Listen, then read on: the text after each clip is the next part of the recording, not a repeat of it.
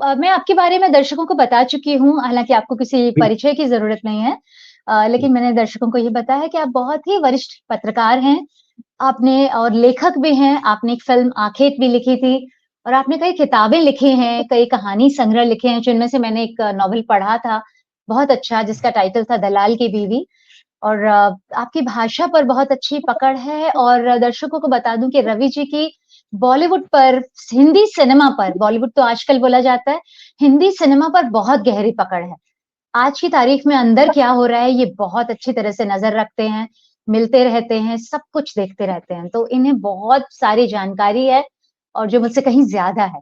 तो आज मैंने इसलिए सोचा कि रवि को इनवाइट करते हैं डिस्कशन के लिए, क्योंकि ये टॉपिक बहुत ही सीरियस है, काफ़ी सीरियस टॉपिक है और मैंने जो पिछले रवि जी मैंने पिछले दिनों एक वीडियो बनाया था कि बॉलीवुड बर्बाद हो रहा है। बॉलीवुड के इस साल के 2024 के 6 महीने बीत चुके हैं, अब जुलाई आ गया है और फ़िल्में धड़ाधड़ फ्लॉप हो रही हैं।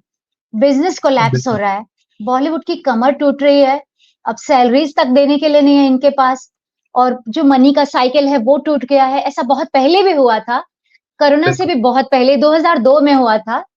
तो जब एक साथ 6 फ़िल्में फ्लॉप 6 महीने तक फ़िल्में फ्लॉप होती रही थी। तो ये जो हालत है उस पर जो मैंने वीडियो बनाया और मैंने जी, कहा कि स्टार्स लूट रहे हैं प्रोड्यूसर्स को।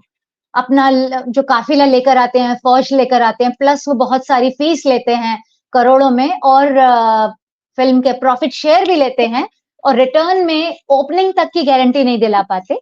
वो फिल्में फ्लॉप होती हैं तो उन लोग की जिम्मेदारी भी नहीं लेते। तो सारा लॉस दर्शकों का और प्रोड्यूसर का होता है और बॉलीवुड का होता है।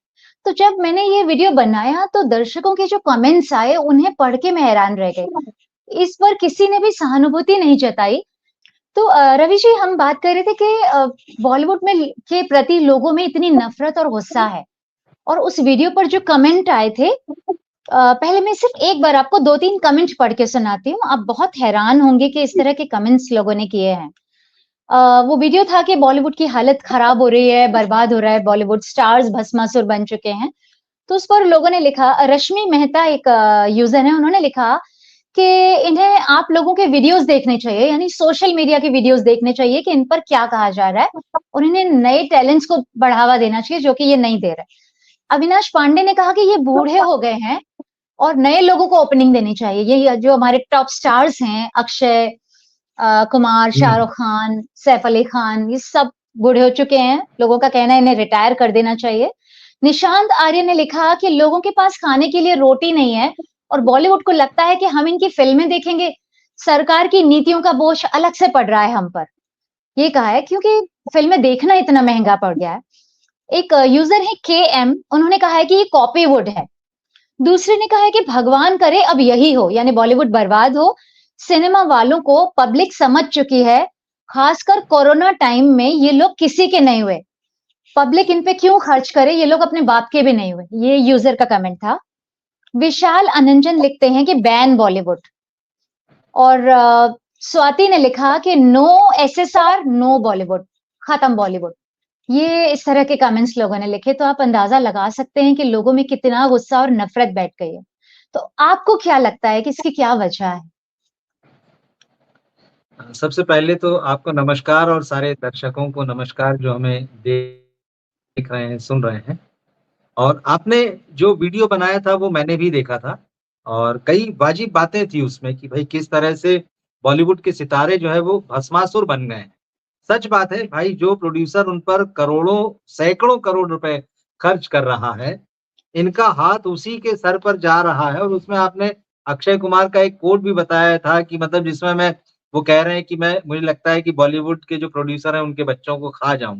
तो लिटरली भले ही नहीं हो सकता है वो, लेकिन देखिए इस तरह की चीज़ें जो है सितारे ये जो कमेंट करते हैं, कई बार वो होता है कि शायद वो मज़ाक में करते हों या जिस तरह से अब उनकी लाइफ़ सामने आ चुकी, दरअसल अब सब कुछ एक्सपोज़ हो चुका है।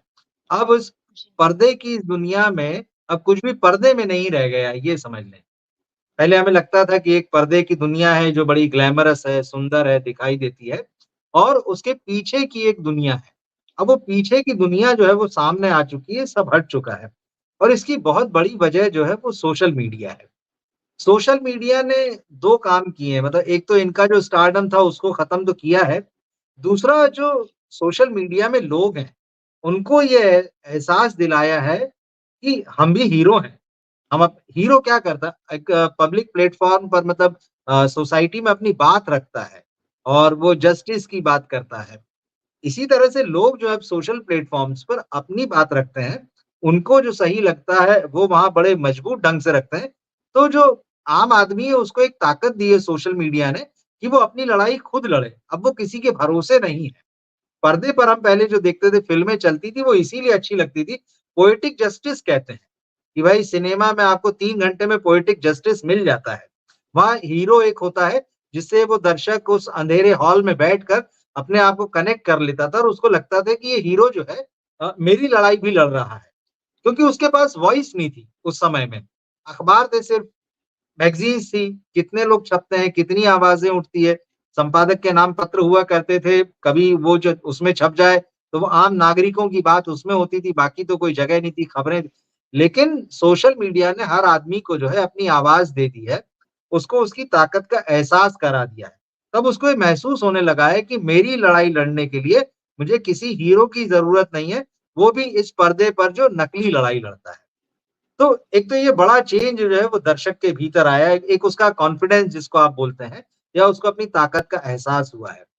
दूसरा सिनेमा में जो कई तरह की कमज़ोरियाँ आई हैं, आप गौर करें कि जो 90s का जो दशक है तभी से जो है वो जो हीरो का हीरोइज़्म था, वो धीरे-धीरे खत्म होने लगा था। आप जिन पीढ़ी के एक्टरों के अभी आपने नाम लिए शाहरुख हैं, तीनों खान कह लीजिए, अक्षय हैं, अजय देवगन हैं, हम इनको 30 एक साल से देख रहे हैं और अब ये सारे के सारे उम्र के 60 साल के आस-पास होने जा रहे हैं। जिसको आम बोलचाल की भाषा में लोग कहते थे 60 का हो गया बोले सठिया गया है। तो जी। अब ये सारे देखिए ये एक्टर्स जो हैं, जो बड़े सितारे हुआ करते थे, ये 60 के नज़दीक पहुँच रहे हैं। कोई 2 साल पीछे होगा, कोई 1 साल पीछे होगा, कोई 3 साल, 4 साल पीछे होगा। ये वहाँ प तो ये वो एज है जो हमारे यहाँ रिटायरमेंट की एज होती है। हालाँकि कोई ऐसा मतलब कोई आदमी रिटायर नहीं होता है कभी भी, लेकिन एक जो ऑफ़िशियल एज बताई गई है, जो काम से, नौकरी की, जो एक पुराने समय से चला आया कि भाई एक आदमी 52 में, 55 में, 56 में कभी रिटायर हो जाता है। ये सारे उस रिटायरमेंट की एज से आगे निकल आए हैं और उसके बाद भी ये पब्लिक देखती है कि पर्दे पर तो ये एकदम यंग नज़र आ रहे हैं और क्योंकि हमारे यहाँ रोमांटिक फ़िल्में चलती है, वही एक ख़ास किस्म का चलन है, तो फिर ये भी खबरें आती हैं और लोग बड़ा एनालाइज़ करते हैं, क्लियर होता है कि भाई 60 साल का होने जा रहा हीरो जो है, वो 22 साल की लड़की से पर्दे पर रोमांस करता है। ये वो चीज़ें अपनी बचती हाँ, भी नहीं। अपनी पोती की उम्र की लड़कियों से रोमांस कर रहे हैं और इतने हाँ, अजीब लगते हैं जॉन अब्राहम, सैफ अली खान या बिल्कुल। शाहरुख खान भी जो बच्ची की उम्र की लड़कियां होती हैं, तो वो बहुत हाँ, मिसमैच लगती हैं। लेकिन तो ये है कि देखिए रिटायरमेंट की जो एज है जो 60 सेट के हो रहे हैं ये, उसके बावजूद हुँ, जैसे अमिताभ बच्चन ने खुद को रीइन्वेंट किया टाइम के साथ और बिल्कुल, उनके हिसाब के रोल बिल्कुल। कर रहे हैं वो आज भी। लेकिन इन जी। लोग सिर्फ हीरो ही बने हुए पर्दे पे, वो यंग हीरो। ये लोग मतलब 26-27 साल के लड़के की तरह बने रहना चाहते हैं, वो एक दिक्कत है जो लोगों को गले नहीं उतर रही है। नहीं, थोड़ा-सा समय बदल गया है। समय इस सेंस में बदला है कि फिज़िकल फ़िटनेस के लिए आजकल बहुत सारी चीज़ें आ चुकी हैं। तो आदमी अपने आप को फिज़िकली फ़िट रखता है, बहुत एक्टिव होता है, एनर्जी उसमें दिखाई देती है, वो सारी चीज़ें हैं।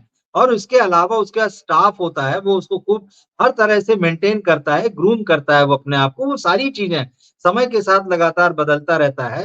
सोशल मीडिया में वो एक्टिव रह के और पब्लिक लाइफ़ में भी आके वो ये बताता रहता है कि देखो आज भी मैं उतना ही जवान हूँ। लेकिन ये प्रोजेक्शन है, ये रियलिटी नहीं है। तो और उम्र जनता तो जो है उम्र वो है, उम्र तो अब उम्र है, वही ये तो बोलने कितने भी हाँ, अच्छे दिखें, होंगे तो वो बिल्कुल। उम्र के, जस्ट अ नंबर नहीं है उम्र, वो लोगों को भी पता चल चुका है अब।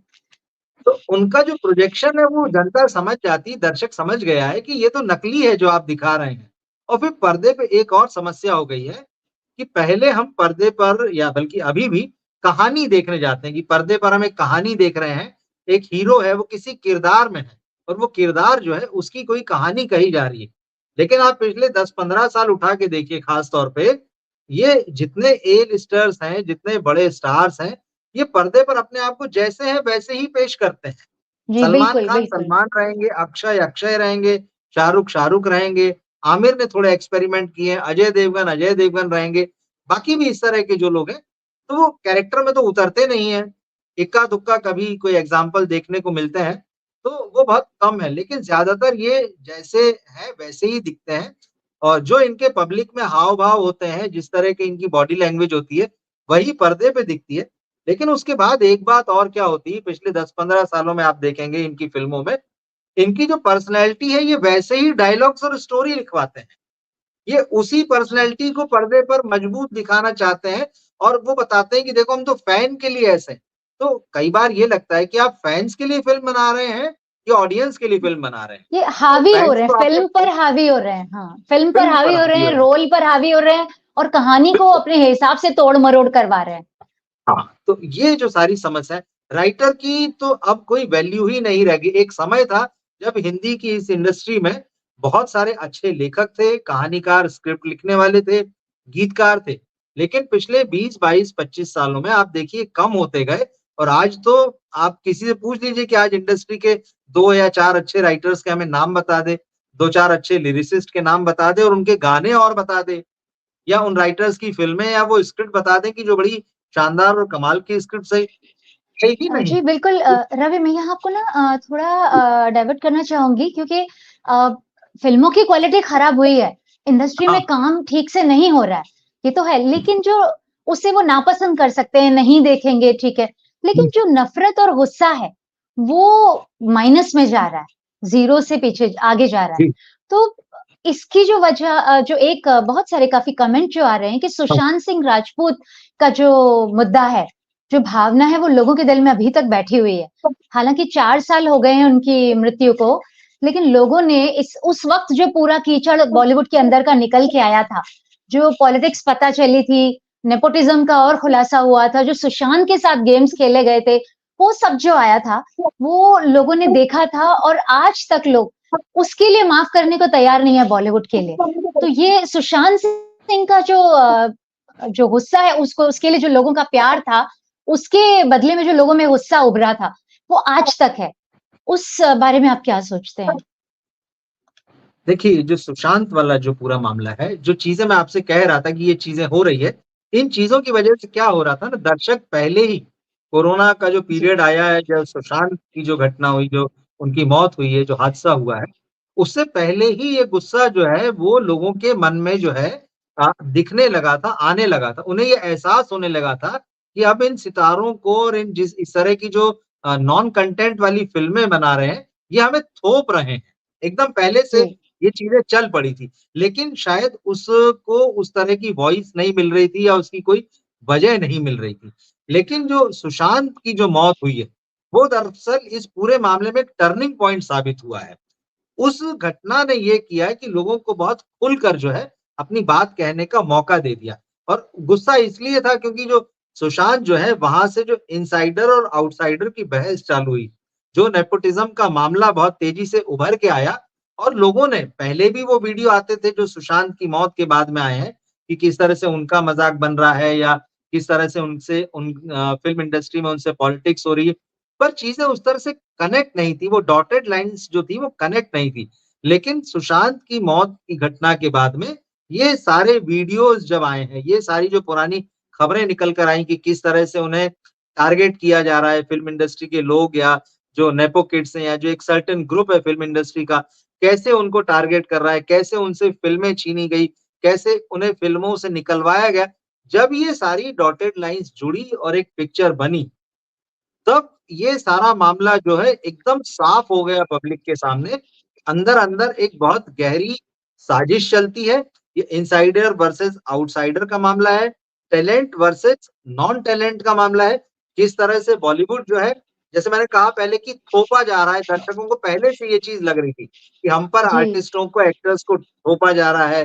ये जो नेपो किड्स हैं या जो स्टार किड्स हैं, उनको थोपा जा रहा है। लेकिन सुशांत की मौत के बाद में ये सारी चीज़ें एकदम साफ हो गई, और ये सारी चीज़ें जो एकदम कंडेंस होके एकदम सामने आई, तो बॉलीवुड का एक ऐसा चेहरा सामने आया, जिसको कि दर्शकों ने और आम आदमी ने धिक्कारना शुरू कर दिया, कि यही वो जी, लोग हैं जिनको हम सिर आँखों पर बैठाए रखते थे, यही वो लोग हैं जिनकी फ़िल्म लगते से ही हम जो है टूट पड़ते थे सिनेमा घरों में फ़िल्में देखने के लिए, लंबी-लंबी कतारें लगाते थे।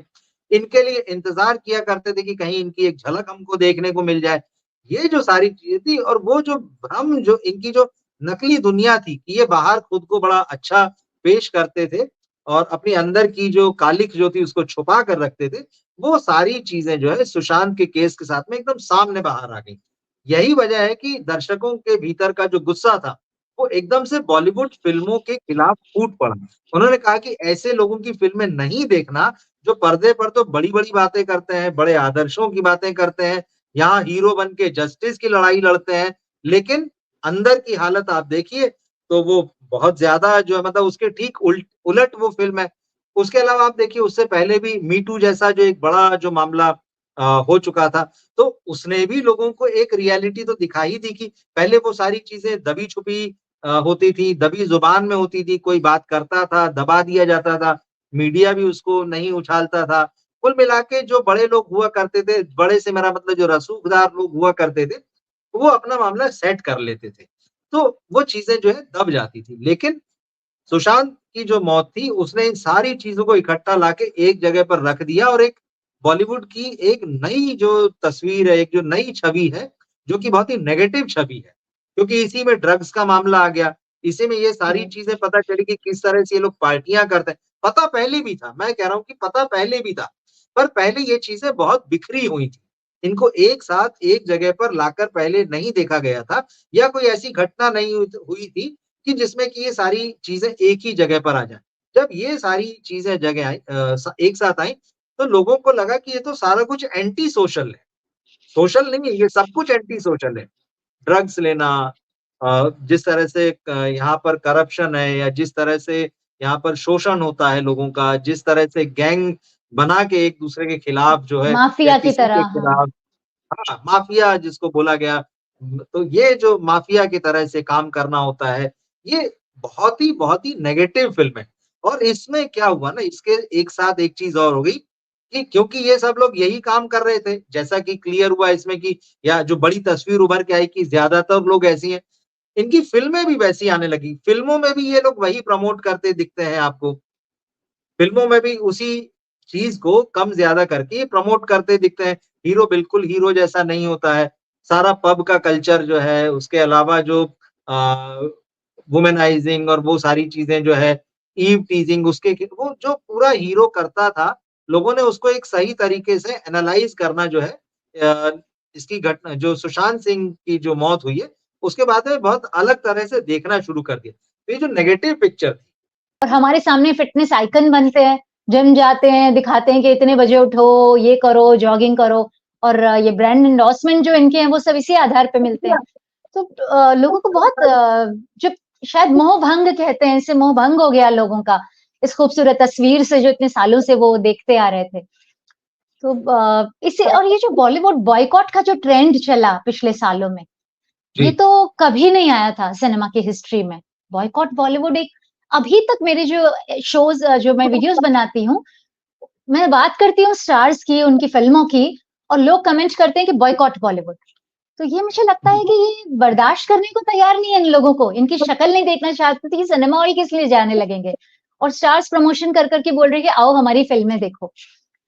रवि जी एक और बात मैं याद दिला दूँ, कुछ 3-4 महीनों पहले एक गाल्टा कॉन्फ्रेंस हुई थी किसी मैगज़ीन की तरफ से, वेबसाइट की तरफ से। तो उसमें रानी मुखर्जी और करण जौहर ये सारे बैठे थे और सिनेमा के बारे में बात कर रहे थे। तो करण जौहर ने खुद अपनी पोल खोली थी। तो ये भी दर्शकों ने देख लिया है। रानी मुखर्जी ये कह रही थी कि रिव्यूअर्स की बुराई कर रहे थे, कि क्रिटिक्स की बुराई कर रहे थे कि ये क्यों दर्शकों से कहते हैं कि अपने पैसे और अपनी वक़्त बचाइए, हमारा रिव्यू देख के सिनेमा देखिए, अगर खराब फ़िल्म है तो मत देखिए। तो यानी अपने पैसे और ये क्यों बचाइए? यानी ये चाहते हैं बॉलीवुड के स्टार्स कि लोग अपना घर, मकान, दुकान बेच के सड़क पे आ जाएँ, लेकिन इनकी फ़िल्में देखें और ये इससे ये और अमीर होते जाएँ, प्लस ये उनको नफ़रत की नज़र से भी देखें, नीचा भी देखें। घमंड बहुत हो गया है इन बॉलीवुड के स्टार्स में। ये आपने कितना नोट किया है? देखिए, घमंड कहिए इसको, आत्ममुग्धता कहिए, उनको लगता है कि हमारी दुनिया है, इसके अलावा कोई दुनिया नहीं है। या अगर ये दुनिया है, तो इसमें हमसे बेहतर कोई नहीं है। तो वो अपने आप को जो उनकी सारी दुनिया जो है, वो सिर्फ़ अपने आस-पास सिमट चुकी है, वो अपने से बाहर नहीं देखते। जैसे कि हम बहुत सारे आज के दौर की फ़िल्म इंडस्ट्री के लोगों को देखें और ये कहा भी जाता है, खुद मुंबई में ही लोग कहते हैं, ये लोग खुद ही कहते हैं कि ये बांद्रा जुहू से उड़ते हैं और सीधे न्यूयॉर्क, दुबई और लंदन चले जाते हैं। इनको बीच की दुनिया पता ही नहीं है। बीच में क्या दुनिया है, कैसे लोग रह रहे हैं, इन्हें पता ही नहीं है। तो ये फ़िल्में भी जो है ऐसी बनाते हैं कि जो लोगों से एकदम से कटी हुई हैं। उनको आम ऑडियंस का क्या हाल है, किस तरह का दर्शक इनकी फ़िल्म देख रहा है, इनको कुछ नहीं पता। ये बड़े हवा-हवाई हैं फ़िल्मों के, आप इनसे रीमेक करा लीजिए, फ़िल्मों की कहानी की चोरी करा लीजिए, दूसरी किसी विदेशी फ़िल्मों की नकल इनसे बनवा लीजिए।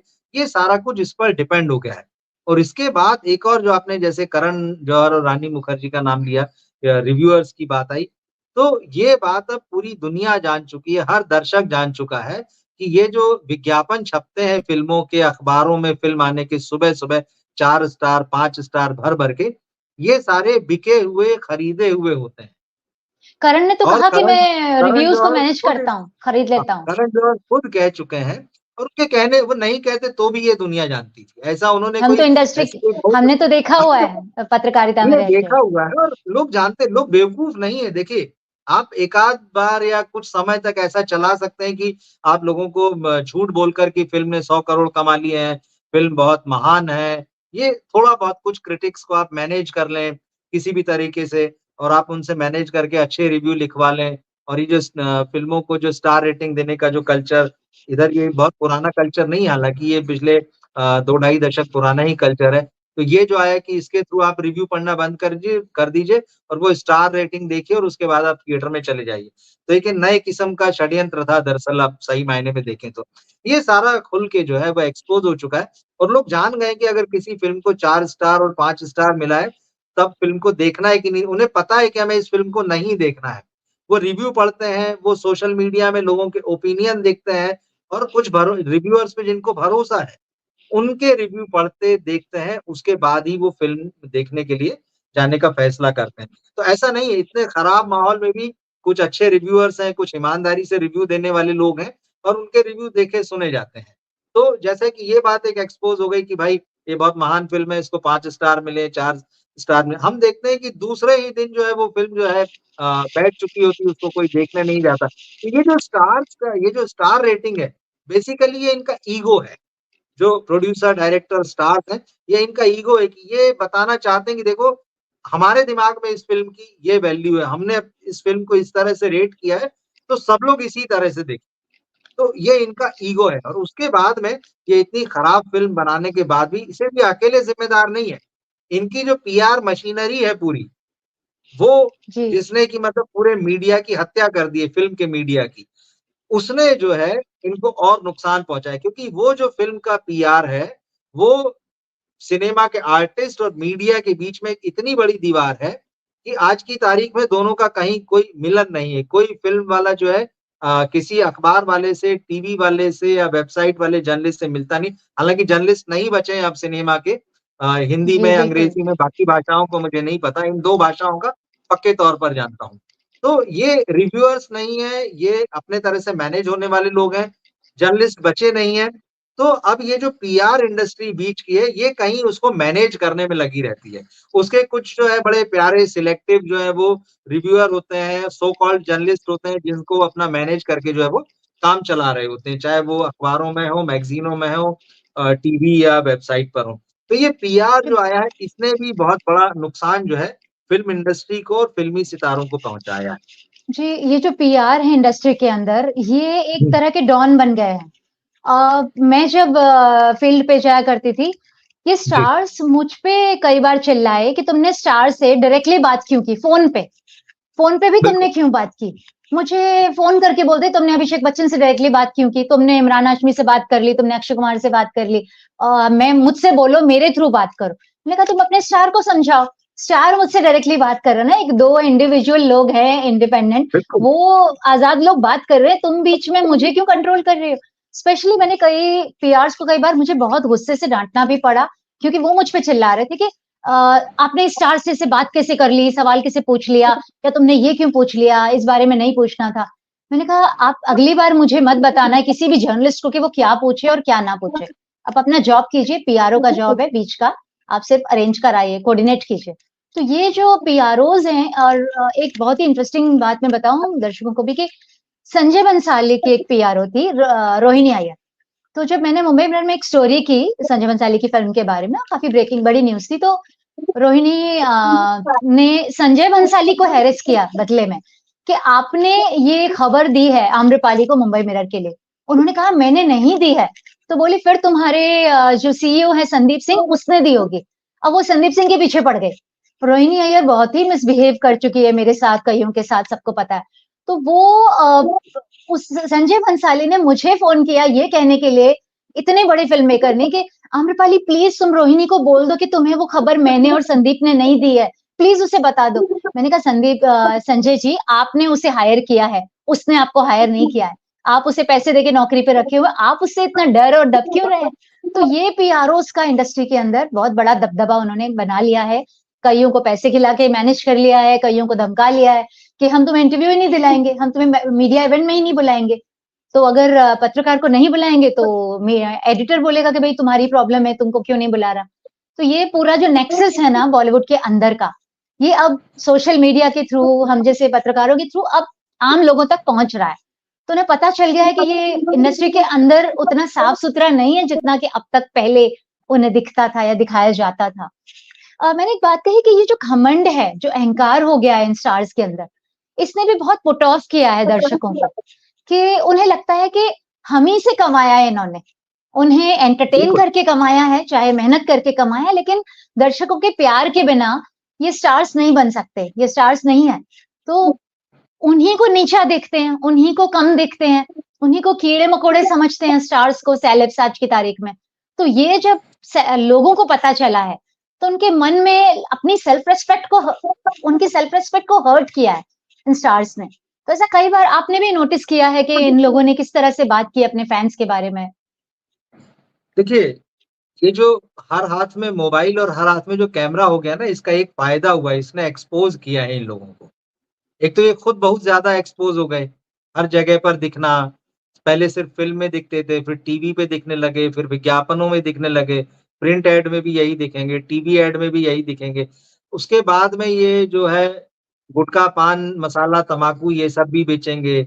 शराब की जो कंपनीज़ हैं उनकी भी जो है वो कहना चाहिए कि घोस्ट ब्रांडिंग करेंगे। ये सारे कुछ ओवर एक्सपोज़ तो वैसे ही हो चुके थे। रही सही कसर जो है ना वो सोशल मीडिया ने निकाल दी। और ये जो पीआरओ इनको ज्ञान देते हैं कि आप सोशल मीडिया पे जाइए, वहाँ आपके इतने फॉलोअर हो जाएँगे, उतने फॉलोअर हो जाएँगे। इससे फ़िल्म स्टार्स का नुकसान हुआ है, बहुत बुरा नुकसान हुआ है। क्योंकि अगर किसी के 1 मिलियन अगर फॉलोअर अगर इंस्टाग्राम पे हैं या फ़ेसबुक पे हैं, किसी भी सोशल मीडिया प्लेटफ़ॉर्म पर हैं, उसकी फ़िल्म देखने के लिए वो 1 मिलियन आदमी नहीं जा रहा है, 10% आदमी भी नहीं हाँ, जा रहा है। फ्री का पहली एंटरटेनमेंट मोबाइल पे दिख रहा है, बहुत है। आप अपने रोज़ नए फ़ोटो खिंचा के डाल देते हो, पहले वो आपको आपकी एक तस्वीर के लिए एक नई तस्वीर देखने के लिए वो जो है थोड़ा उसके अंदर पैशन होता था। कहीं अखबार में, मैगज़ीन में छप जाती तो काट के अपनी दीवार पे चिपका लेता था, रख जी, लेता था। बिल्कुल। अभी तो आप रोज़ दिख रहे हो भाई उसको, रोज़ नए-नए पोज़ दे रहे हो। चाहे हीरोइन हो, चाहे हीरो हो। आप कहाँ जा रहे हैं, किसके साथ जा रहे हैं, क्या खा रहे हैं, क्या पी रहे हैं, तो उसको सब कुछ पता है। तो आपके लिए उसका क्रेज़ रह ही नहीं गया कि मतलब आप कब दिखोगे, आप कब नहीं दिखोगे, आपकी एक झलक मुझे दिख जाएगी। मैंने वो दौर भी देखा है मतलब मैंने ऐसे भी लोगों को देखा है कि अगर कहीं वो हीरो दिख गया तो कहीं उन्होंने उसको छू कर जो है उसके हाथ जोड़ लिए, कहीं उसके पैर छू लिए, मतलब वो दौर भी था। लेकिन आज तो कोई दीवानगी नहीं का दौर, पूछता। हाँ, पूरी वो दीवानगी का दीवानगी का दौर। दौर था मतलब, अभी कोई नहीं। इसके अलावा जैसे मैं कह रहा था कि मोबाइल अब हर हाथ में है। ये जैसे ही कहीं भी निकलते हैं भीड़ में, अपने गार्ड्स के साथ में और हर मोबाइल इनको कैप्चर कर रहा होता है, वहीं कोई न कोई ऐसी घटना अक्सर घटती जहाँ ये किसी न किसी से बदतमीज़ी कर देते हैं। और जी, वो बदतमीज़ी जो है जैसे ही सोशल मीडिया में वीडियो के रूप में आती है, तो जितनी तो इनको तारीफ़ें नहीं मिलती उससे कई गुना ज़्यादा इनको गालियाँ पड़ने लगती है। लोग इनकी जितनी इमेज बनाने में ये पैसा खर्च करते हैं, उससे कई गुना ज़्यादा इमेज जो है वो उस एक वीडियो से धुल जाती है। उसके अलावा इनको ये बताने वाले कि आप बहुत बड़े स्टार हैं, ये इनके पीआरओ हैं। जबकि पीआर जो है, एक समस्या और हो गई इसमें आपको बताऊँ। दरअसल ये लोग पीआरओ से इसलिए डरने लगे हैं, क्योंकि हर एक्टर जो है, हर सितारा भी मतलब एक्टर की भी बात करूँगा, कि ये 2-4 मैनेजर नुमा और 1-2 पीआर नुमा अपने साथ लेके चलते हैं, इतना डरते हैं ये लोग जर्नलिस्टों से भी और बाकी लोगों से, तो जनता से तो छोड़ ही दीजिए। इनको लगता है कोई हमसे कुछ पूछ ना ले, कोई हमसे कोई बात ना कह दे। इनके पास जवाब ही नहीं होते, मतलब आप जिसको बोलते हैं ना दिमाग से पैदल टाइप के, अभी मैं नाम नहीं लूँगा लेकिन बहुत सारे ऐसे एक्टर से मैं मिला हूँ, आप कहिए कि दिमाग से पैदल है, उनको एक सरल से सवाल का जवाब देते भी नहीं आता है। वो अपने बाजू में जब इंटरव्यू देने बैठते हैं, तो अपने बाजू में जो है वो एक आदमी पीआरओ का खड़ा कर लेते हैं कि अरे यार यहाँ खड़े रहना, ये कुछ पूछ ना ले मुझसे। तो वो आदमी बीच में जी डिस्टर्ब करने को, हालाँकि मैं जब तक रहा, मैं चीज़ें करता रहा, तो शर्त तो मेरी होती थी कि नहीं रहेगा और मैंने अपनी शर्तों पे काम किया उसमें। तो मैं छोड़ देता था, मुझे आपसे बात नहीं करनी है अगर पीआरओ का कोई भी आदमी वहाँ खड़ा रहेगा। तो लेकिन जो मीडिया में लोग हैं, उनके अंदर इतना नैतिक साहस ही नहीं है कि वो पीआरओ से कहें कि भैया तू बाहर जा, मुझे बात करने दे। तो ये है, तो एक तो ये बहुत डरपोक लोग हैं, जितने ये जो स्टार्स और जो एक्टर आए हैं, ये डरपोक लोग हैं। इनके पास किसी भी चीज़ का जवाब नहीं होता है। दूसरी चीज़, इनको ये लगता है कि मतलब पता नहीं इनके पास कैसी प्राइवेट लाइफ़ है, मतलब इनकी पर्सनल लाइफ़ और प्राइवेट लाइफ़ पता नहीं क्या है, क्योंकि ये इस तरह के पीआर नुमा, मैनेजर नुमा 2-4 हमेशा अपने पास रखे रहते हैं। तो ये बात भी डायरेक्टली तो नहीं लेकिन इनडायरेक्टली बहुत सारे लोग फ़िल्म इंडस्ट्री में जानते हैं कि अब ये पीआर नुमा लोगों के पास में इन सितारों और इन एक्टरों के बहुत सारे राज़ रहते हैं। तो वो थोड़ा-सा फिर थोड़ा-सा मतलब बहुत ढंग से दब के रहते हैं कि यार हमारी बात बाहर चली ना जाए। तो ये भी उनकी एक डर का वजह है कि उन्होंने अपने आस-पास, पहले तो भई एक आध एक्टर का एक आध मैनेजर हुआ करता था और वो पूरे मीडिया को हैंडल करता था और उस एक्टर की डेट्स भी हैंडल कर लेता था, वो सारे काम। और पहले के लोग 3-3 शिफ्टों में भी काम कर लेते थे। लेकिन इनसे जो है 3 साल में 1 फ़िल्म बनती है, लेकिन ये मीडिया से बात नहीं कर सकते हैं। इनकी पता नहीं कौन-सी प्राइवेट लाइफ़ है, जिसमें हमेशा बाहर इनको 4 लोग दरवाजे के बाहर खड़े चाहिए होते हैं और उनके पास एक्चुअली इनके कौन से राज होते हैं, जिनसे कि ये उनसे डरते हैं। तो ये एक्चुअली बहुत इनमें अजीब तरह का कॉम्प्लेक्स जी वो एक बहुत ही कॉम्प्लिकेटेड स्टार्स की पर्सनैलिटी हो गई है, चाहे मेल हो चाहे फीमेल हो। एक तो जी, इन्हें सुपीरियॉरिटी कॉम्प्लेक्स है कि उन्हें लगता है कि वी आर गॉड, उन्हें लगता है हम भगवान हैं, देवी-देवता हैं जो ज़मीन पे उतर आए हैं और अब हम लोगों पे एहसान कर रहे हैं कि वो हमें देख पा रहे हैं। तो वो एक बिल्कुल। उनके दिमाग में रहता है और सोशल मीडिया पे वो अपनी रील्स-वील्स डालते रहते हैं, सब दिखाते रहते हैं, तो लोगों को लगता है ये तो हम जैसे हैं। और बिल्कुल, बीच में उनके पीआरओ और उनकी जो बोलते हैं ना चाय से ज़्यादा केतली गर्म होती है, तो उनकी जो केतली बस, बस। जो बहुत सारी है ना चाय के आस-पास, वो बहुत गर्म रहती है। हमेशा से हुँ, थी लेकिन अब वो उनको खाई जा रही है, चाय को पिए जा रही है केतली। तो ये स्टार्स बहुत कॉम्प्लिकेटेड बन चुके हैं, तो कॉन्फिडेंस कम हो गया है और सुपीरियरिटी कॉम्प्लेक्स बहुत आ गया है, ओवर कॉन्फिडेंस आ गया है और जिन दर्शकों को ये लोग प्यार देते थे, पहले जो दर्शक उन्हें प्यार देते थे, उन्हें बहुत नीचा देखने लगे, उन्हें रिस्पेक्ट करना बंद कर दिया है और इसीलिए दर्शकों ने इनकी रिस्पेक्ट करना बंद कर दिया। एक और चीज़ है कि सोशल मीडिया की आपने बात की कि उनके क्रेज़ खत्म हुआ है सोशल मीडिया से, तो बिल्कुल। ये भी है कि सोशल मीडिया पे अब जो रील्स घूमती हैं इनकी, ये तो एक तो खुद बनाते हैं, जैसे आपने देखा है कौन-कौन स्टार्स बनाते हैं, जेनेलिया, बिल्कुल। रितेश और विद्या बालन, इस तरह के हुँ, ये लोग रील बना रहे हैं, तो भाई रील तो हम भी बना लेते हैं। आजकल हर लड़की खुद को हीरोइन समझती है, वो मेकअप वगैरह करके लिप सिंक कर लेती है और वो सोचती है मैं तो हीरोइन बन गई। तो वो सोचते हैं कि भाई ये हम जैसे हैं, हमारे लेवल के हैं, तो ये हीरो कहाँ से हुए? तो हम इन्हें देखने सिनेमा हॉल क्यों जाएँ? तो वो जो क्रेज़ है उनका, जो मैजिक है वो खत्म हो रहा है। और दूसरी बात कि अब इनकी बहुत सारी असलियतें जो सामने आ गई हैं सोशल मीडिया के थ्रू और खुद स्टार्स ने ही बैंड बजाई है अपने बॉलीवुड के स्टार्स की कलई खोली है। जैसे कि कंगना ने बताया कि नेपोटिज्म के फ्लैग बेयरर हैं करण जौहर। कंगना ने बताया कि सब उधार के कपड़े पहनते हैं, मैं अपने कपड़े खरीदती हूँ। और सबको पता चल गया है कि सब उधार के ही कपड़े पहनते हैं, डिज़ाइनर से किराए पे लिए हुए और लेबल को प्रमोशन के नाम पे सब ले जाते हैं, वो ड्राई क्लीन होके बिकते हैं। तो ये भी पता चल गया है। बिना मेकअप के स्टार्स भी देख लिए हैं लोगों ने। सबको पता चल गया है कि बिना मेकअप के कैसे दिखते हैं। पहले तो मीडिया में कभी-कभी छप जाता था, तो ये बहुत नाराज़ होते थे। यमीशा पटेल वगैरह ये सब बहुत नाराज़ हो जाती थी कि हमारी फ़ोटो छाप दी है बिना मेकअप के। लेकिन अब तो दिन-रात उनके फ़ोटोज़ छपते रहते हैं कहीं न कहीं से। करीना को अब सब लोग बूढ़ी बोलने लगे हैं, क्योंकि वो बिना मेकअप के उसकी फ़ोटोज़ देख चुके हैं। तो ये जो रियलिटी है वो सामने आ गई है। और एक और चीज़ मैं बताना चाहूँगी कि जो ड्रग कल्चर की बात हमने की थी, तो जो पहले ना जब स्टार्स स्मोक करती थी फीमेल्स और मेल्स भी, ये हमें कहते थे कि फ़ोटो मत लेना, कैमरे में मत हुँ, लेना। सुष्मिता सेन बिल्कुल। स्मोक कर रही होती थी, प्रियंका चोपड़ा कर रही होती थी। अ, चेन स्मोकर्स थे ये लोग सारे, हम जो देखते थे फील्ड पे, लेकिन बोलते प्लीज शूट मत करना, शूट मत करना। और आजकल वो लोगों को पता चल चुका है ये लोग स्मोकर्स हैं, तो ये कुछ छुपा नहीं रह गया, बेसिकली सब सामने आ चुका है। तो उनसे नेगेटिविटी तो सामने आई है और असलियत भी सामने आ गई है। तो जो जादू, जो क्रेज था वो ठंडा हुआ है। खासकर अब तो मतलब वक्त ही बदल चुका है सोशल मीडिया आने के बाद। आपने किसी आपका मुकाबला किसी से हुआ है, किसी सामना पड़ा है किसी जैसे दर्शक से, किसी यूजर से जो अपनी गुस्से नफरत का इजहार करता हो, इनके बारे में कुछ कहता हो? बहुत सारे लोग बोलते हैं, ऐसा नहीं, मेरे बहुत सारे दोस्त हैं जिनसे हम फ़िल्मों के बारे में बात करते हैं, तो पिछले कुछ सालों में उनकी जो राय है, फ़िल्मों के बारे में बदल गई है और फ़िल्म स्टार्स के बारे में भी बदल चुकी है। जैसे वही है कि जो चेहरे पर उनके जो कुछ भी मेकअप चढ़ा हुआ था, वो उतर चुका है। अब सबने उनको उनके रियल फेस के साथ में देख लिया है। कितनी कमज़ोरियाँ हैं उनमें, ये भी सबको पता चल गया है। लेकिन सबसे बड़ी प्रॉब्लम क्या है ना कि जब ये बात आई कि ये लोग ऑडियंस को चीट करते हैं, सबसे ज़्यादा बुरा वहाँ लगा है लोगों को, कि आप अपनी पर्सनैलिटी बाहर तो कुछ और दिखाते हैं और रियल में आप कुछ और हैं। तो यहाँ पर जो है दर्शक जो है, जो आम आदमी है, उसने जो बड़ा चीट महसूस किया है खुद को। और दूसरी चीज़ कि चलिए आप अपनी पर्सनल लाइफ़ में कैसे भी रहिए, उससे कोई फ़र्क नहीं पड़ता, कई लोग ऐसे भी हैं। लेकिन जो फ़िल्म है, जो कंटेंट जिसके लिए आप जाने जाते हैं, मतलब अब जो है क्योंकि पूरी दुनिया का सिनेमा आपके सामने खुल चुका है ओटीटी के साथ में। लोगों को ये समझ में आने लगा है कि अच्छा सिनेमा क्या है और आप क्या बना रहे हैं। आपने जो बड़ी-बड़ी फ़िल्में बनाई हैं, वो कहाँ-कहाँ से चुरा के बनाई हैं, कहाँ से किसके सीन चुराए हैं, वो अब सब लोगों को पता चल गया है।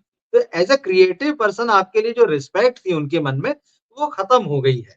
तो जिस चीज़ के लिए आप जाने जाते थे कि आप बड़े महान फ़िल्म मेकर हैं या आप बड़े अच्छे एक्टर हैं, वो सारी चीज़ें जो हैं, वो असली असलियत जो है वो सामने आ चुकी है। तो ये जो कलाकार के रूप में सम्मान था इसलिए घट गया। फ़िल्मों का जैसे मैंने कहा कि अब सबको सब कुछ पता है कि आपने कौन-सी कहानी कहाँ से चुराई है। अभी तो यही आ जाता है कि आप पोस्टर रिलीज़ करते हैं और 2 घंटे में सोशल मीडिया में किसी विदेशी फ़िल्म का पोस्टर आ जाता है कि आपने इसको यहाँ से नकल की। तो जो आपको बज़ बनना चाहिए आपके पोस्टर रिलीज़ के साथ में, वो बज़ तो बनती नहीं है, उल्टा नेगेटिव हो जाते हैं। ये सोशल मीडिया का नुकसान भी है और सोशल मीडिया का बड़ा नुकसान जो है, फ़िल्म इंडस्ट्री ने उठाया है। कायदे से जी। सिस्टम वही होना होना चाहिए था कि आप फ़िल्म इंडस्ट्री हैं और एक मीडिया है। ये जो बीच में जो आपने एक बड़ी दीवार कर ली खड़ी कर ना तो ये अब आपको डिफेंड करता है मीडिया, ना आपको आपके खिलाफ जो है वो नेगेटिविटी उसका कोई जवाब देता है। अब सीधे-सीधे आप उन लोगों के जो आपको क्रिटिसाइज़ करते हैं, जो आपके नकलीपन को समझ चुके हैं, आप सीधे उनके फायरिंग के सामने होते हैं। बीच में अब कुछ है नहीं और वो जो बीच में दिखता है वो बहुत सारा जो इनको डिफेंड करता हुआ है, वो बहुत कुछ जो है सबको पता है कि ये बिका हुआ है। तो उसकी वजह से मीडिया ने भी अपनी रिस्पेक्ट खो दी है। तो मीडिया ने भी रिस्पेक्ट खोई है और फ़िल्मों ने भी रिस्पेक्ट खोई है। तो नुकसान जो है इन दोनों का हुआ है। और ये जो स्टार्स हैं जो कई एक बहुत अच्छे यूजर ने कमेंट किया है कि कटरीना भी बहुत घमंडी है। अ, इनका यूजर का नाम है अंबिका एस। उन्होंने मुझे वो घमंडी लोगों की लिस्ट दे रहे हैं कि देखिए अच्छा, माधुरी दीक्षित बहुत घमंडी थी और आशा नचले जब कम बैक कर रही थी अमेरिका से आई थी तो बहुत घमंडी थी और कटरीना का नाम लिया। तो ये अब ये दर्शक बता रहे हैं जो कि कभी मीडिया छुपाता था या लोग छुपाते थे। और आपने एक बहुत अच्छी बात कही कि जैसे कोई फिल्म आती है तो लोग बता देते कि इसकी कहानी कहाँ से चुराई है। कहानी बिल्कुल। तो क्या, सीन चुराए हुए हैं, पूरे एक सीन एज इट इज उठाए हुए और उसके पोस्टर की कॉपी। तो ये कभी-कभी ना मीडिया करता था, कभी-कभी न्यूज़पेपर में से छपती थी कभी-कभी स्टोरी होता कि है। इसका बिल्कुल, पोस्टर बिल्कुल। इससे इंस्पायर्ड है, ये देखो ये है कहानी उठाई। लेकिन अब तो जैसे ही फिल्म रिलीज होती है, जैसे बर्फी जब रिलीज हुई थी, उसमें जो-जो सीन चोरी के थे, आम दर्शकों ने उन्हें उठा के फिल्मों को डाउनलोड करके, वो एडिट करके, उनका एक कॉम्बिनेशन बना के मीडिया इंटरनेट पे डाल दिया, यूट्यूब पे डाल दिया कि देखो ये शॉट यहाँ-यहाँ से चुरा है। तो दर्शक बहुत ज्यादा इंटेलिजेंट हो गए, अवेयर हो गए, उन्हें बहुत ज्यादा नॉलेज है मीडिया इसके फिल्मों के बारे में, सिनेमा के बारे में। तो ये अब बेवकूफ नहीं बनने वाले। सबसे बड़ी बात यह है कि अब बेवकूफ नहीं बन सकते, बहुत बन लिए और करोड़ों के घर बना लिए स्टार्स ने, बहुत प्रॉपर्टी बना ली और वहां से ऊंची फ्लोर से उन्हें दर्शक बहुत छोटे लगते हैं, नीचे लगते हैं। तो वो दौर अब ठंडा पड़ रहा है, वो दौर खत्म हो रहा है अब। दर्शक को भी ये बात समझ में आ गई ना कि भाई अगर आपके 1 मिलियन फॉलोअर हैं, तो उसमें से एक मैं भी हूँ और चाहे मैं भले ही एक हूँ वहाँ पर, लेकिन मेरे जैसे ही 1 मिलियन है, जिनके आधार पर, जिनके बेस पर जो है, आप चीज़ों का एंडोर्समेंट हासिल करते हैं। वहाँ 1-1 करोड़ रुपए या जो भी आपकी प्राइस होती है, 10 लाख से लेके 50 लाख, आप एंडोर्स करने के लिए जो पैसा लेते हैं, वो किसके दम पे ले रहे हैं? वो उसी एक-एक व्यक्ति जो आप जिसने जो 1 मिलियन या कितना भी बनाए, आप उसके दम पे ले रहे हैं। तो उसको पता है कि और उसी के पैसे से आप अपने बंगलों की या अपने फ्लैट की ईएमआई भर रहे हैं, उसी के पैसे से आप अपनी गाड़ी की ईएमआई भर रहे हैं। वो सारा तो उसने ओन कर लिया एक तरीके से आपको मतलब कि ठीक है, अब आप उसके कर्ज़दार हैं, सीधी-सी बात है। वो आपको वैसे नहीं देखता है कि आप बहुत आसमान में बैठे हुए सितारे हैं। आप बहुत साधारण हैं, लेकिन फिर वो आपसे वैसे ही साधारण होने की उम्मीद रखता है। लेकिन आप उसकी उम्मीद पे खरे नहीं उतरते हैं। आप बताते हैं कि नहीं मैं साधारण नहीं हूँ, मैं बहुत बड़ा हूँ। वहाँ से क्लैश शुरू होता है। तो वहीं से लोग जो है फिर इनको हड़काना शुरू करते हैं। फिर वो इनको किसी तरह की इनकी कमज़ोरी को एक्सेप्ट नहीं करते हैं। किसी तरह के कमज़ोर सिनेमा को वो एक्सपेक्ट नहीं करते हैं। भाई अगर मैं ₹500 का टिकट खरीद के फ़िल्म देखने जाऊँगा, तो मुझे उस फ़िल्म में डेढ़ 2 घंटे, ढाई घंटे में ₹500 मेरे वसूल होना चाहिए भाई। अगर नहीं होंगे तो मैं क्यों आपको बर्दाश्त करूँगा? फिर उसके बाद आप प्रमोशन कर के बाहर बता रहे हैं कि नहीं, ये तो बहुत महान सिनेमा बनाया है। आपके बिके हुए जो ब स क्या बोलते हैं, जो समीक्षक हैं, रिव्यूअर्स हैं या जो भी आपके फैन फॉलोअर्स हैं, जो आर्मीज़ आपने बना रखी फैन्स की, वो बाहर बड़ा प्रचार कर रही है कि नहीं, नहीं बहुत महान। जबकि मेरा एक्सपीरियंस मुझे बता रहा है कि आपने 2 कौड़ी की फ़िल्म बनाई है। तो मैं तो क्रिटिसाइज़ करूँगा, मैं अकेला नहीं हूँ। फिर मेरे जैसे बहुत सारे लोग होते हैं जो आपकी पीआर मशीनरी पे भारी पड़ते हैं, जो आपकी फैन्स आर्मी पे भारी पड़ते हैं। तो ये इस तरह से ये टकराव का माहौल जो पैदा होता है, भई आपको फैन्स आर्मी बनाने की क्या ज़रूरत पड़ती है? पहले भी लोगों के फैन हुआ करते थे, लेकिन अब पूरा माहौल बनाते हैं। आप देखिए कि से आजकल फ़िल्म के पीआर में क्या हो गया? आजकल फ़िल्म का जो पीआर होता है, उसमें जो फ़िल्म सिनेमा के शो होते हैं या ट्रेलर लॉन्च होता है, वहाँ मीडिया नहीं होता है। आप वहाँ फैन्स को बुलाते हैं और ये ताकत दिखाते हैं और जो कि नकली ताकत है। वो लोग पैसे लेके आते हैं, वो लोग टी-शर्ट लेके आते हैं, वो लोग किसी लालच में आते हैं और वो कोई काम वाले लोग नहीं, वो खाली लोग होते हैं, जिनको आप भर के तो ले एक्चुअली आते हैं, हाँ जी, एक फायर फ़ॉल्स करते इमेज हैं। क्रिएट की जाती है, जो सब एक कुछ फॉल्स मैनिपुलेटेड है। हाँ, कि भाई इसके कितना वीडियो फिर मैनिपुलेट कर सकते हैं। वो फिर वो वीडियो बनाते हैं उसमें कि अरे देखो कितना शोर है, कितना हल्ला है और लोग तो खूब तालियाँ, सीटियाँ बजा रहे हैं, नाच रहे हैं, पटाखे फूट रहे हैं और ढोलक बज रहे हैं। फिर आप उसको सोशल मीडिया में डालते हैं। लेकिन वो 1-2 दिन का तमाशा रहता है, खत्म हो जाता है। रियलिटी आपकी जैसी ही फ़िल्म रिलीज़ होती है, वो पहले ही शो में सामने आ जाती है। तो वो जो करण आपने जो जौहर स्टार खरीदे हैं, रेटिंग्स खरीदी हैं, वो ये जो सारा तामझाम किया, वो पहले शो में ही एकदम फुस हो जाता है मामला। तो बॉलीवुड की रियलिटी जो है बार-बार सामने आ रही है, ये उसको ना ढक पा रहे हैं, ना छुपा पा रहे हैं। तो और लोगों से झूठ और बोल रहे हैं। तो स्वाभाविक है लोगों की नाराज़गी जो है इनसे होगी और वो नाराज़गी धीरे-धीरे इतनी चीज़ें हो चुकी है कि फिर वो कई बार बॉयकॉट के रूप में दिखने लगती है, कई बार वो नफ़रत के रूप में दिखने लगती है। फिर भी ये एक्सेप्ट नहीं करते। मज़े की बात ये है, कहते हैं नहीं-नहीं बोले ये तो ऐसे ही कुछ नहीं है, थोड़े दिन की बात है, ये खत्म हो जाएगा। वो होते-होते 4 उनके साल होने आए इस बात को। उनका झूठ उनके ऊपर औंधे मुँह वो खुद गिरते हैं झूठ बोल के, क्योंकि बिल्कुल। जैसे आसमान पे थूकेंगे तो हमारे ऊपर गिरेगा, वैसी वाली बात है कि फेक जी, कलेक्शन दे के वो हिट बोलते थे, कुछ फ्लॉप फ़िल्मों की सक्सेस पार्टी भी कर ली, लेकिन वो सब थोड़े दिनों में खुलकर सामने आ गए और कई दिनों बाद, कई महीनों बाद उन्होंने कहा कि इस फ़िल्म ने इसीलिए वर्क नहीं किया। तो भई तब तो आप इसे सही हिट बोल रहे थे, इसके गुण गा रहे थे, 5 स्टार्स लगा रहे थे, तो अब आप 6 महीने बाद क्यों आप मान रहे हो कि फ़िल्म फ्लॉप थी? इतना वक़्त क्यों लगा? और करण जौहर ने तो साफ कहा उसी कॉन्फ्रेंस में, गाल्टा कॉन्फ्रेंस में कि हम सिनेमा हॉल में अपने दर्शक भेजते हैं कि जो फ़िल्म की बिल्कुल, तारीफ़ करें, वो भी मैनिपुलेट करते हैं। अब बोलिए सच कहाँ से सामने आएगा? कि रिव्यूअर का मैनेज कर लिया, पीआर मैनेज कर लिया, मीडिया को मैनेज कर लिया, फीडबैक देने वाले जो दर्शक हैं बेचारे फर्स्ट डे फर्स्ट शो देखने वाले, उनको मैनेज कर लिया। तो आप इतना कंट्रोल करके क्या सच दबा पाएँगे ये लोग? सच तो सामने आ चुका है, आता है और इनकी जो फ़िल्में फ्लॉप हो रही हैं, एक के बाद एक बड़े स्टार्स की, तो यानी वो इनको रियलाइज़ेशन का वक़्त है। अगर अभी भी इन्होंने सच को स्वीकार नहीं किया, तो सच इन्हें नकार देगा, वक़्त इन्हें नकार देगा, दर्शक तो नकार ही रहे हैं। तो क्योंकि वो एक अच्छी फ़िल्म देखने जाते हैं, एंटरटेन होने जाते हैं, जिसका प्रॉमिस ये करते हैं। और अगर उसमें वो फेल हो जाते हैं, तो दर्शकों को लगता है कि उनके साथ धोखा हुआ है। वो सिनेमा हॉल में इतना खर्च करके टाइम निकाल के आए, और धोखा हो गया उनके साथ कि मिला ये उन्हें। तो ये जो विश्वसनीयता है ना वो खो रही है इनकी, प्लस इनकी इमेज खराब हो चुकी है। अब तो स्थिति ये है कि इन्होंने जो फ़िल्में बनाई है ना, लोग ओटीटी पर भी नहीं देखना चाहते हैं, हकीकत यही जी, है। बिल्कुल, बिल्कुल। फॉरवर्ड कर के अब देख लेते हैं या छोड़ देते हैं। छोड़ देते हैं, वो देखते ही नहीं है, उनको पता है वो मतलब उनको उनको कई एक्टर्स ऐसे हैं बोले इसकी फ़िल्म देखना नहीं है, कई डायरेक्टर ऐसे हैं बोले इसकी फ़िल्म देखना नहीं है। इतनी लंबी हो चुकी है वो लिस्ट कि वो देखना ही नहीं है। तो आप कुछ भी बना के लाइए, वो आपको देखने के लिए तैयार नहीं है।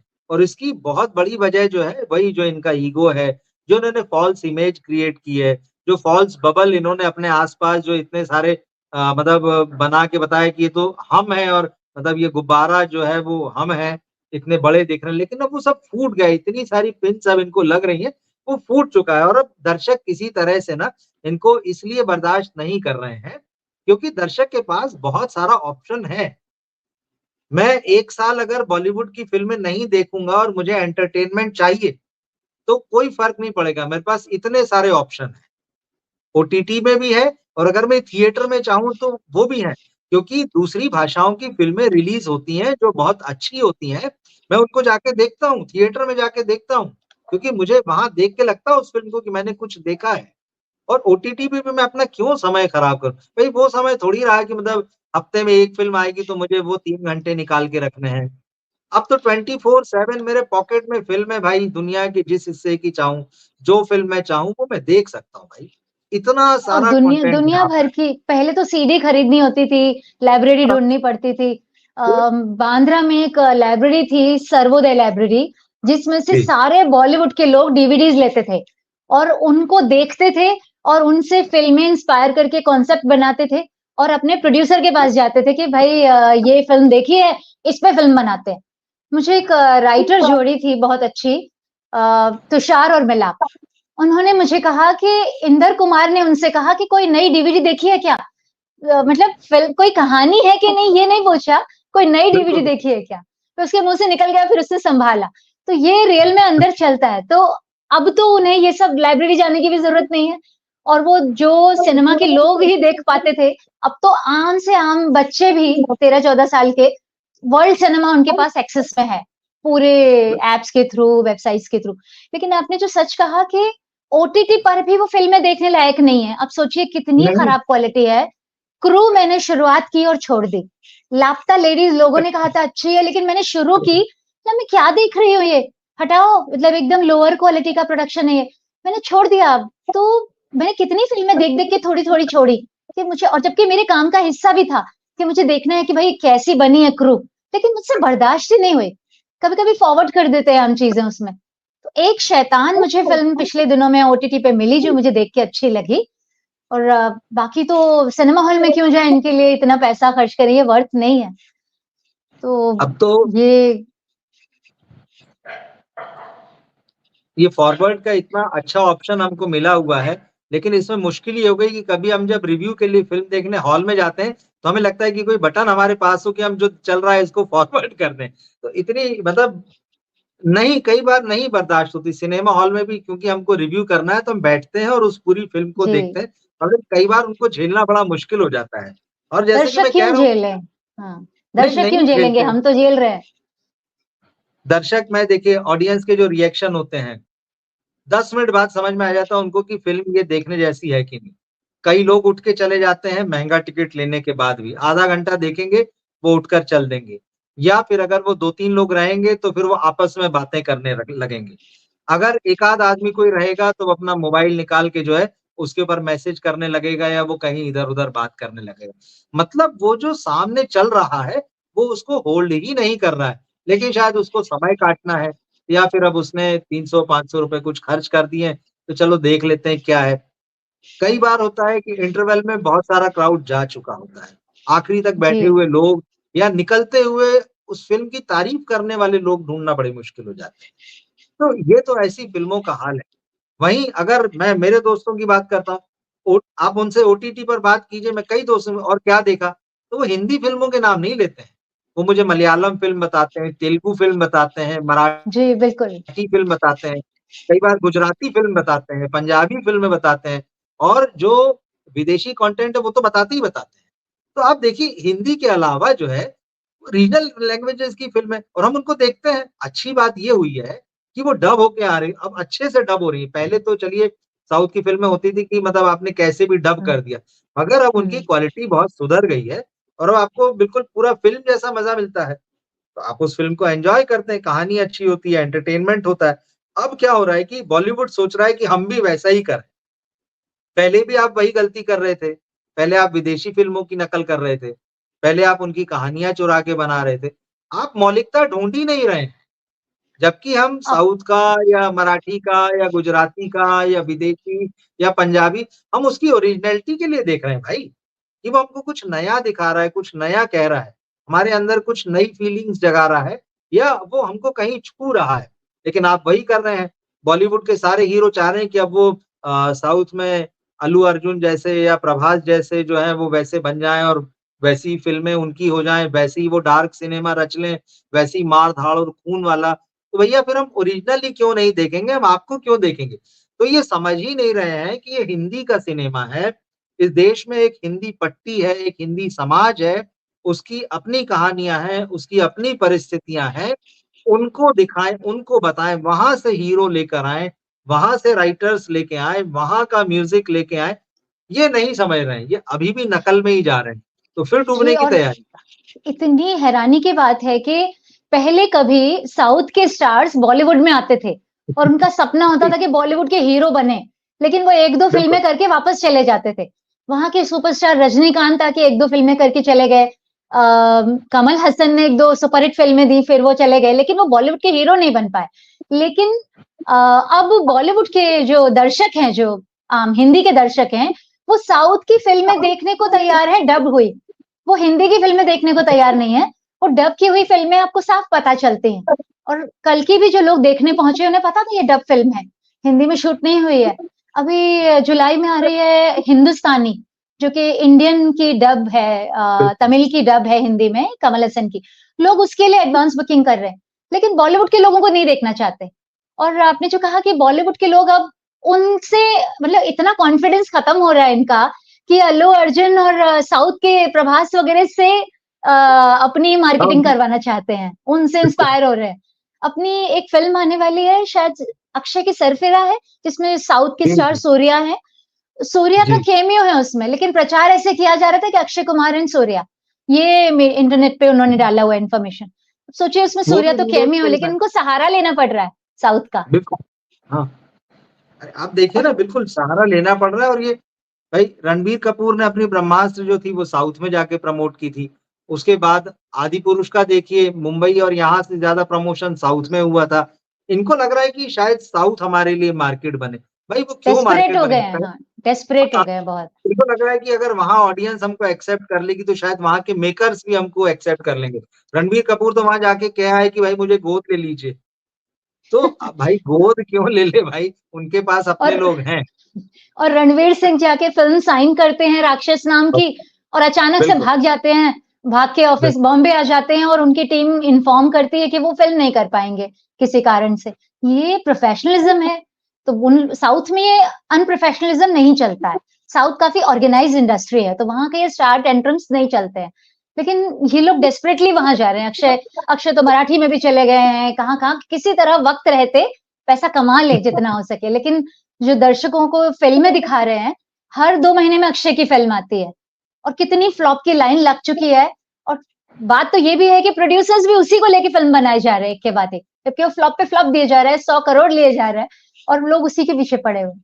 तो ये बहुत ही डेस्परेशन वाला माहौल है, पैनिक वाला माहौल है और साउथ में जो आपने कहा कि रणबीर कपूर जो कह आए कि मुझे गोद ले लो, क्यों बॉलीवुड से हिंदी के दर्शकों से दिल भर गया क्या इनका, या उन्होंने उन्हें छोड़ दिया है, लावारिस कर दिया है?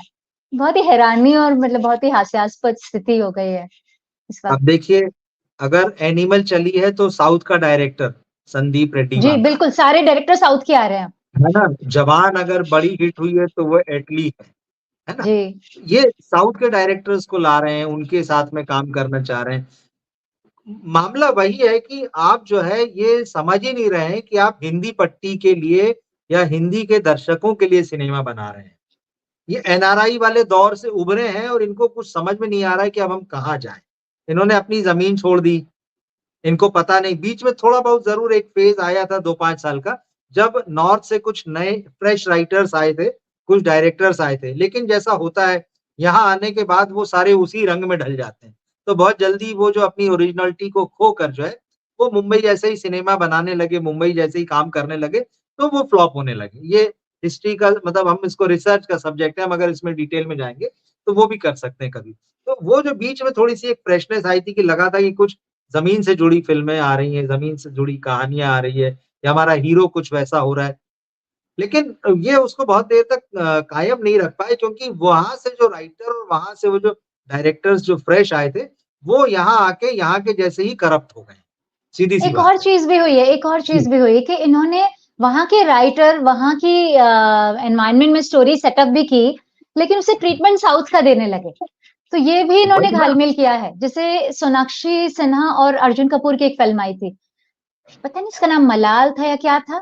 वो बहुत अजीब था, साउथ का ट्रीटमेंट था और फ़िल्म यूपी में बेस्ड थी, आगरे में। तो ये इनका आप मैं आपको याद दिलाऊँ कि इनको ये जो साउथ पे इतना भरोसा हो रहा है, उसका एक और कारण है कि अजय देवगन की जो दृश्यम थी, वो साउथ का ही रीमेक थी, वो हिट हो गई। फिर दृश्यम 2 भी बना ली उन्होंने। तो इन्हें लगा कि भई साउथ का स्टोरी यहाँ चलती है, ये सब कुछ चलेगा। वो टेस्टेड ट्राइड एंड टेस्टेड फ़ॉर्मूले हैं उनके। प्लस आप देखिए कि प्रभु देवा ने जब फ़िल्में डायरेक्ट की थी जी, सलमान खान के लिए, वांटेड और दूसरी, तब बिल्कुल। उनको और कॉन्फिडेंस आया था साउथ पे। तो ये धीरे-धीरे इनमें बढ़ा, इनको लगा है कि भाई साउथ से हिट मिलेगी हमको। साउथ से ही अब उनके डायरेक्टर डायरेक्ट करेंगे आके, तो ही हमें साउथ सुपर हिट मिलेगी या पैसा मिलेगा, कामयाबी मिलेगी। तो ये है कि खुद पे कॉन्फिडेंस नहीं रहा बेसिकली। तो ये कई सही बात। कारण हैं। जी। तो वही है कि इन्होंने दर्शकों को जो है वो छोड़ दिया है। इन्होंने दर्शकों पे ध्यान देना बंद कर दिया है और इन्होंने अपनी एक दुनिया बना ली है, ये उसी में खुश हैं। तो यही वजह है कि दर्शकों ने भी अब इनको इनके हाल पे छोड़ दिया है कि ठीक है आप बनाते रहिए, तो वही है कि खुद ही बनाइए, खुद ही देखिए, जी, सीधा-सा बिल्कुल। मामला है। घर तो में उस देखिए हाल में अपना ला होम दिया है। थिएटर लगा के और बिल्कुल, बिल्कुल, अब आप है। देखिए और जो कॉर्पोरेट बुकिंग हो या जिस तरह से आपको रेटिंग्स, स्टार रेटिंग हासिल करनी, जो भी आपको सच-झूठ दिखाना है, खुद को दिखाना है, वो आप देखते करते रहिए। लेकिन दर्शक अब धीरे-धीरे जो है इनसे दूर हो रहे हैं। अभी शायद ये बायकॉट जो है वो चले, नहीं चले, लेकिन दर्शक इससे भी दूर हो गए क्योंकि उनके पास बहुत सारे ऑप्शंस हैं। तो वो आप पर ध्यान ही नहीं देंगे। मैं कई लोगों को जानता हूँ, उनको पता ही नहीं होता है कि अगले हफ्ते कौन-सी फ़िल्म आ रही है या अभी उससे पूछो कि अच्छा इस एक्टर की अगली फ़िल्म उनको कोई मतलब ही नहीं है, बोले यार हम तो देखते ही नहीं, हमने देखना बंद कर दिया है। मुझे तो कई ये हाल तो दर्शकों हो ने चुका है।